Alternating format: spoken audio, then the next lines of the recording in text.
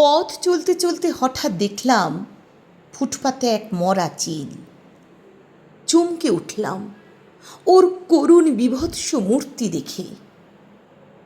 অনেক উঁচু থেকে যেই পৃথিবীটাকে দেখেছে, লুণ্ঠনের অবাধ উপনিবেশ, যার সেন দৃষ্টিতে কেবল ছিল তীব্র লোভ আর ছোঁমারার দস্যু প্রবৃত্তি, তাকে দেখলাম ফুটপাতে মুখ গুঁজে পড়ে।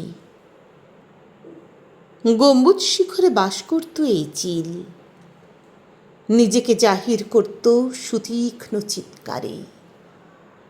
হালকা হাওয়ায় ডানা মেলে দিত আকাশের নীলে, অনেককে ছাড়িয়ে একক, পৃথিবী থেকে অনেক অনেক উঁচুতে।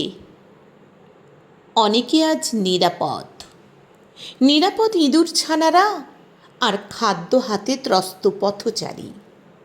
নিরাপদ কারণ আজ সে মৃত, আজ আর কেউ নেই ছোঁমারার।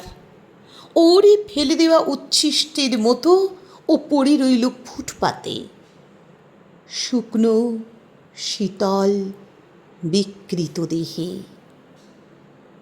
হাতে যাদের ছিল প্রাণ ধারণের খাদ্য, বুকের কাছে সযত্নে চেপে ধরা, তারা আজ এগিয়ে গেল নির্ভয়ে, নিষ্ঠুর বিদ্রূপের মতো পিছনে ফেলে আকাশচ্যুত এক উদ্ধত চিলকে।